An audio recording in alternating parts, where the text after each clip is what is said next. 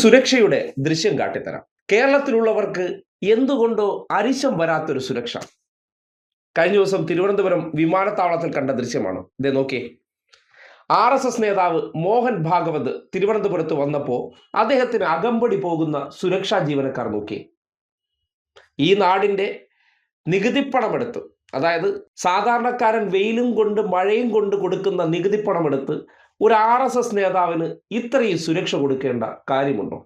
കാര്യം സർക്കാർ സർവീസിൽ ശമ്പളം മേടിക്കുന്നവർ ഈ നാടിന്റെ നികുതിപ്പണം ഉപയോഗിച്ചാണ് ശമ്പളം മേടിക്കുന്നത്, ആണല്ലോ അല്ലേ? ആ നിലയ്ക്ക് ഇന്നലകളിൽ പിണറായി വിജയന്റെ സുരക്ഷയിൽ ഇവിടെ അരിശം കൊണ്ടവർ എന്തുകൊണ്ടാണ് ഈ ദൃശ്യം കണ്ടിട്ട് മിണ്ടാത്തത്, വായ് തുറക്കാത്തത്, അല്ലെങ്കിൽ അയാൾക്കതാകാം എന്നുള്ളൊരു മനോഭാവം ഉണ്ടാകുന്നതെന്ന് ഈ സമൂഹം ചർച്ച ചെയ്യണ്ടേ? ഇതേ നോക്കി.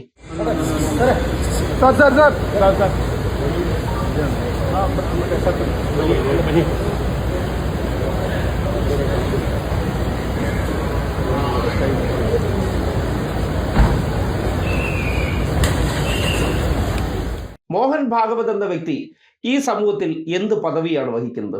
ഏതെങ്കിലും അതീവ സുരക്ഷ വേണ്ട എന്തെങ്കിലും കർത്തവ്യം അദ്ദേഹം നിർവഹിക്കുന്നുണ്ടോ? ഇല്ലല്ലോ. രാഷ്ട്രീയ പ്രവർത്തനം നടത്തുന്നു. രാഷ്ട്രീയ പ്രവർത്തനം നടത്തുന്ന വ്യക്തിക്ക് ജനങ്ങളാൽ തിരഞ്ഞെടുക്കപ്പെടുന്ന ജനപ്രതിനിധി ആകുമ്പോഴാണ് ഈ സർക്കാർ സംവിധാനങ്ങളുടെ സുരക്ഷകൾ ഉപയോഗിക്കേണ്ടത്.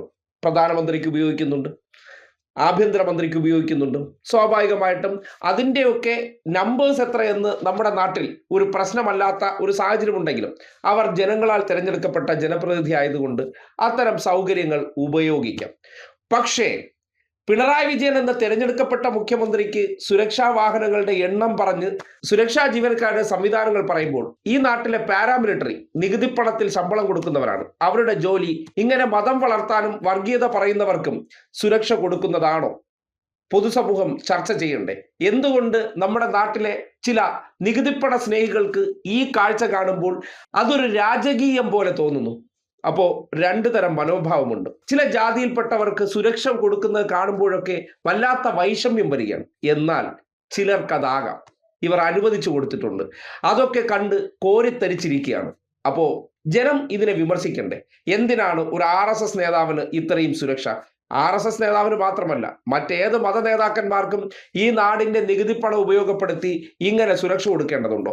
ഈ ചെലവഴിക്കുന്ന പണം മതിയല്ലോ ഈ നാട്ടിലെ പട്ടിണി പാവങ്ങൾക്ക് ഒരു നേരത്തെ ആഹാരം കൊടുക്കാനായിട്ട്. ഒരു കുടുംബത്തിന് ഈ ചെലവഴിക്കുന്ന പണം ഓരോ ദിവസവും കൊടുത്തു കഴിഞ്ഞാൽ ഈ നാടിന്റെ ദാരിദ്ര്യം എത്ര പെട്ടെന്ന് മാറിയേനെ.